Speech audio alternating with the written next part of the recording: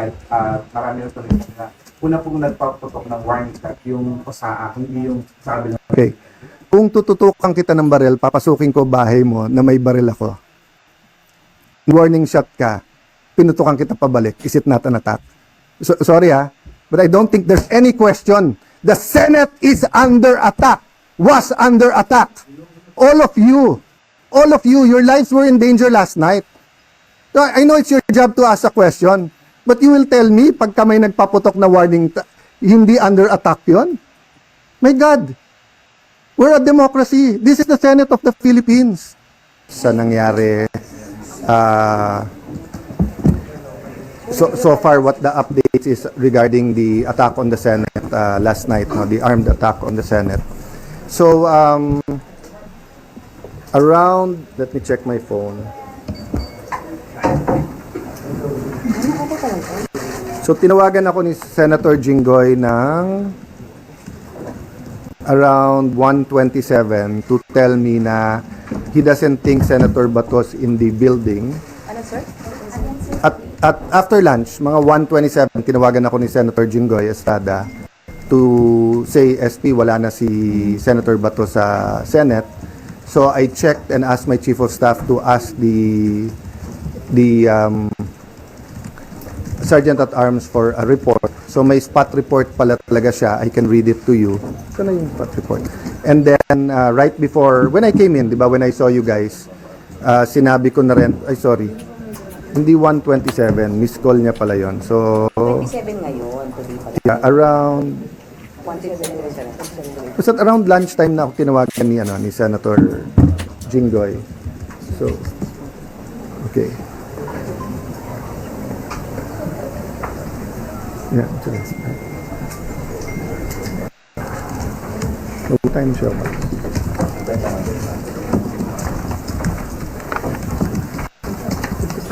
Yeah, but no, yung not the incident, yung pag-alis ni Bato.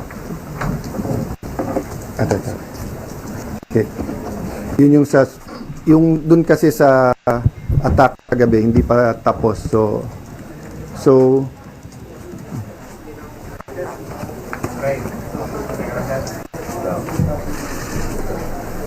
there's a report po anong oras siya umalis.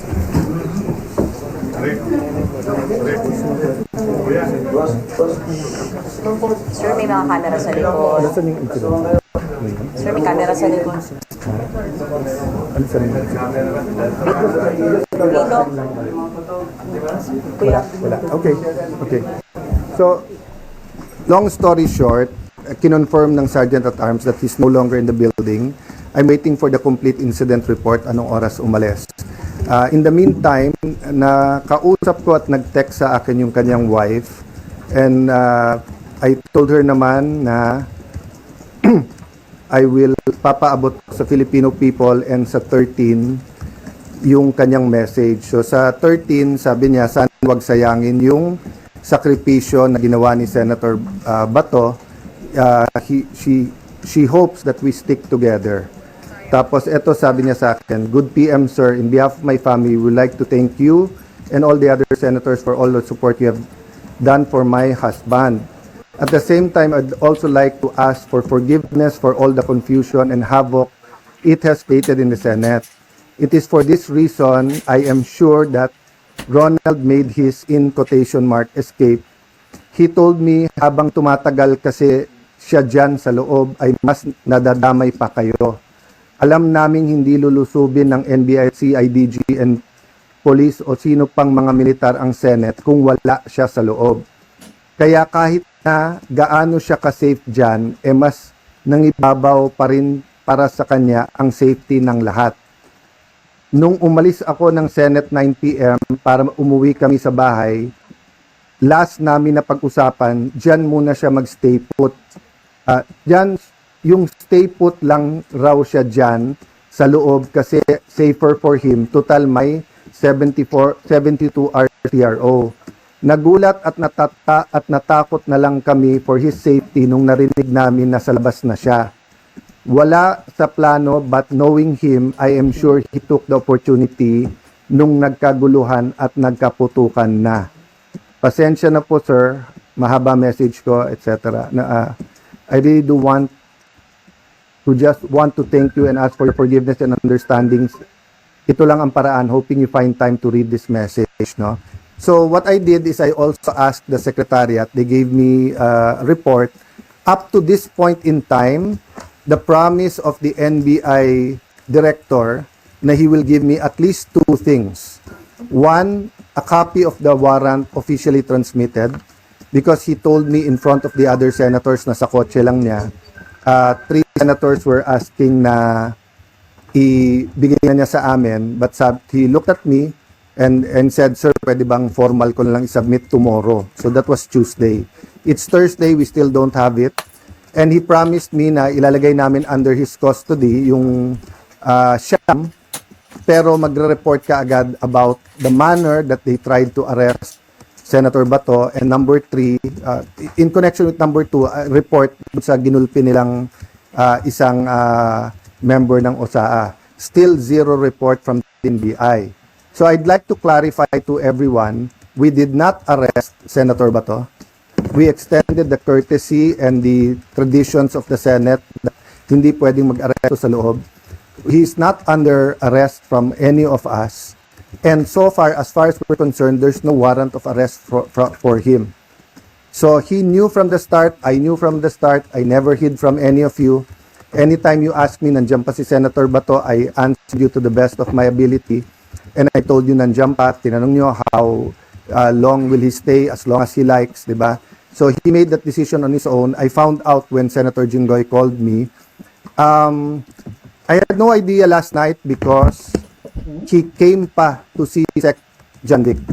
So I brought Sec John Vic sa taas, sa 5th floor, because ni-request nung isang staff na, "Sir, hindi pa alam sa 5th floor na secure na at hindi pa nila alam ang nangyayari. Baka pag umakyat yung mga pulis, baka may gulo." So I went up, medyo naka-vest at armado pa yung OSAA.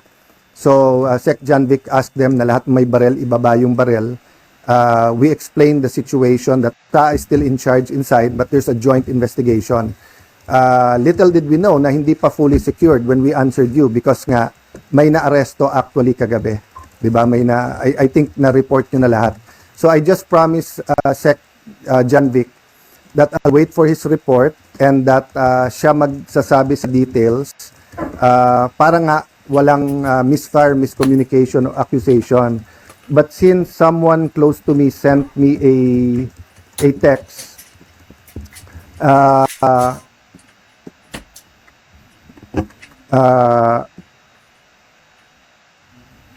kasi meron nag-send sa akin ito, "PNP confirms Browner's statement that 30 shots were fired. All of them came from the Senate, from Cayetano security guard." So first of all, I don't have a security guard. If they're talking about the blue guard, wala akong kasamang security guard. If they talking about my security, they're also from the PNP. I double-checked before going here.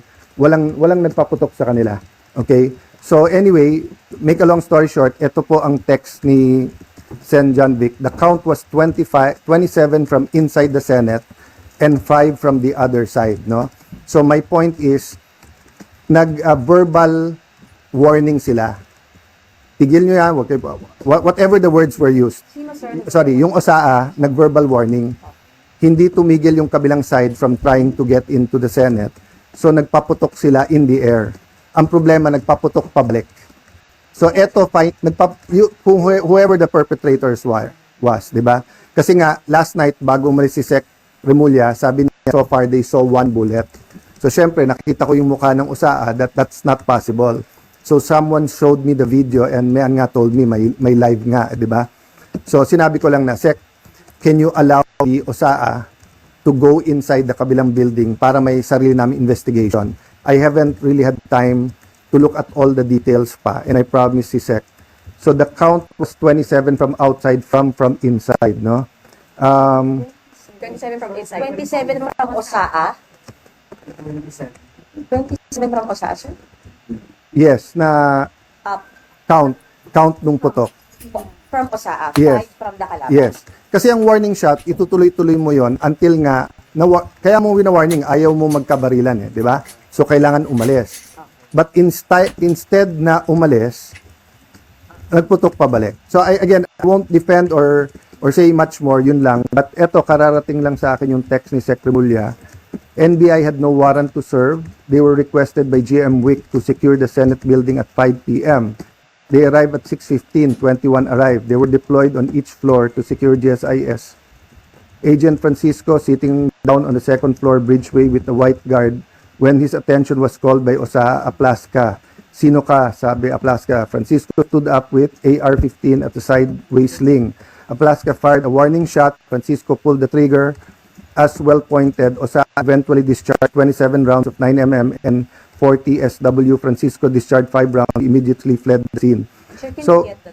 Sir, pwede kami humingi ng copy. Read out para ano, okay. So, yun lang muna so far kasi yun palang binigay niya sa akin. But let me emphasize this, ha. NBI continually told us na wala silang deploy sa Senate. Completely. I think pati sa higher ups nila, yun ang sinabi nila. I haven't had the time to watch the news or to compare who said what, no. So kayo na ang mag-compare who is saying what, di ba? But time after time, in fact, Senator Loren got a text when we were having the caucus na sabi ni NBI Director, hindi daw niya sinabi na pinayagan sila ni Senator Soto. All the senators na kasama ko doon, napakarami, Paul said he did not only say it once, he said it 3 times. So, we can get to the truth if people tell the truth. Diba? But if the NBI is not going to be, it's not going to treat this thing with candor, meaning just tell us the truth, may problema tayo. But I can tell you, I have faith in the PNP and the DILG. They gave me their word.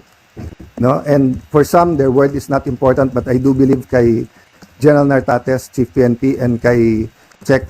Remulla, nung sinabi nilang lalabas ang totoo dito, I believe in the word that they've given. No? Let me have a drink of water, tapos question.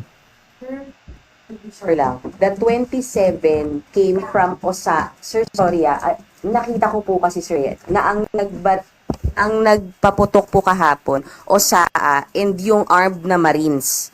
Kasama na po sa bilang yung 27, yung lahat na nagpaputok coming from the Senate force. I don't want to speculate kasi I just read to you yung sinabi sa akin. But kasi may nakita din ako na report or something sa Facebook. I haven't verified na the Marines were here to support but did not fire. So I'll wait for the report naman ng OSA after meeting you.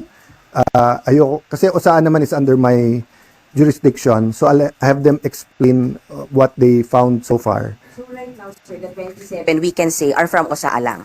Yun ang report ni Sec. Janvic. Okay. The 5 came from the Kalaban? Yes. Pataas, sir, or towards OSA? Yun ang hindi ko masagot. Okay. May Sir. isang bullet daw sa taas. And then the rest? Kasi nga last night nung naghiwalay kami, so far daw isa pa lang, Tapos eto kasi sinabi ko kay Sec. Remulla, I'll make sure na yung commitment ko not to influence or walang political angle yung aking explanation ng investigation. But he sent me that text na so far yun yung report niya. So I'll send it na to you paano mo na lang. Kaya klaro na kung nasa yung NBI, kung nasa GSIS side o nandito sa Senate.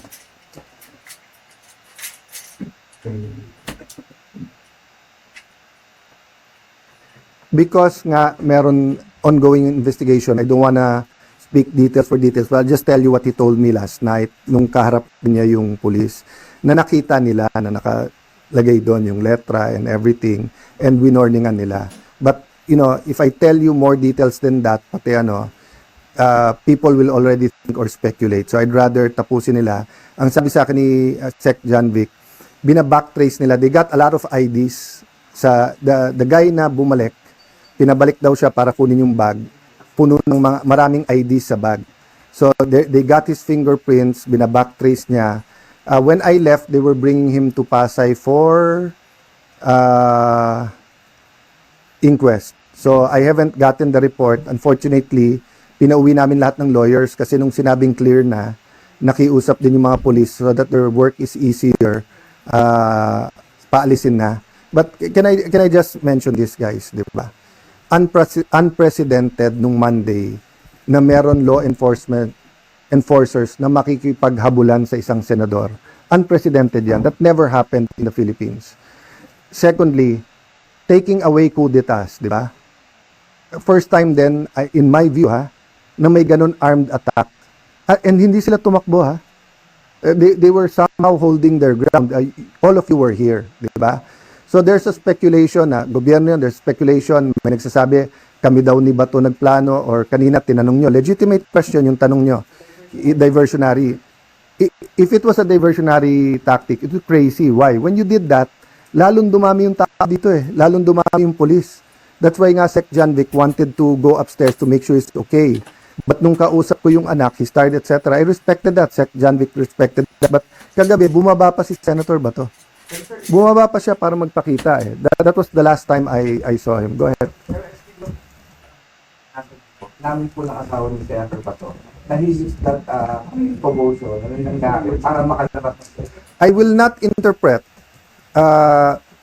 because sabi niya baka. Because he did not escape during, after. But ang sabi din kasi nung asawa niya, after niya nakita na someone will go so far as lusubing a Senate just to get him, that's why he did it. Kasi kung if I was in his shoes, I will escape when it's least expected. But again, mali yung word na escape because there's no warrant Diba? There's no warrant. So, he's free to go. When you, for example pumunta ka sa simbahan at sabihin mo, I'm seeking sanctuary. Pag gusto mo nang umalis, pwede kang umalis. It happened kay June Lozada. He slept on my couch on the 5th floor. And then, nung sinabi, doon na lang siya sa mga madre, and then sinabi, doon na lang siya sa Lasal Green Hills, lumipat siya doon. Walang warrant, bakit siya nagtago dito sa Senate? Bakit Because hinabol siya ng mga NBI na walang warrant. So, I'm not saying as a fact walang warrant. I'm saying they did not present the warrant to us. And I'm waiting for it, they did not give us. If they gave me the warrant, my advice could have been different. So, same. Kayo nag-seek sanctuary dito. Sabi nyo, sir, media kami, inaaresto kami, wala namang warrant. I talk to the police. Ba't nyo hinahabol? Wala, sir. Or may warrant. Nasaan ang warrant? Wala. Sabi ko, dito muna kayo sa Senate. 3 days later, wala pa rin yung warrant. Sabihin mo, boss, gusto ko nang umuwi. Umuwi ka na. Diba? So that's the reality. Is it the best? I want him to attend each and every session. I want him to be there. I told him last night, Sen Bato, sana you can attend the impeachment. It's his constitutional duty. Last follow-up then. When you mentioned Please naman. Di ba? Yeah. What do you think happens when there's no democracy? Who's the first casualty? The media. Wala nang media kapag wala.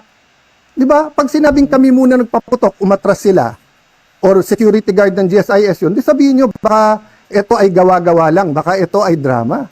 Pero nagko-focus kami dito, hinihintay namin articles of impeachment, nakita nyo naman lahat ng pangyayari. Napakagaling ko naman mag-orchestrate ng lahat na yan. Kaya kong papuntahin dito mga armadong grupo. You know my history. I've been in government since 1992. Do you have any history of doing that? O sa Taguig, have we done anything like that ever? No, so, excuse me, I mean, I'm not taking offense at the question, but, you know, if you have any doubt, you're doubting our democracy, you're not doubting my statements. Ko lang, sir. Kalaban po, pwede na natin sabihin na, sir, sinabi kasi ni Senate Sec. Dong Mendoza right after the shots were fired last night, na perceived NBI. Are you ready to say that na perceived NBI yung kalaban? Nasabi naman ni Sec. Dong yon, at sabi ko sa kanya, I don't blame you for giving them the information on the ground. And mayan, you ask the right questions. Tama yung direction nyo, etc. But I'll be very fair.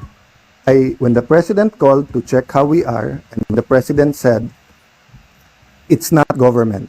It's not the AFP, it's not the PNP, it's not the NBI. Of course, he's the President. I'll give him the benefit of the doubt. I'll assume. But I told him, but Mr. President, we have a bad experience sa NBI. They haven't been truthful with us. Having said that, Sec John Vic assured me, walang whitewash to. So he told me some of the information even before we got home kasi I'm sorry for the reaction but people risked their lives yesterday. One of our nagugulpi na yung isang usaa, the others could have done this. What I want to prevent is that there are certain things in life na may red line yan. 'Di ba?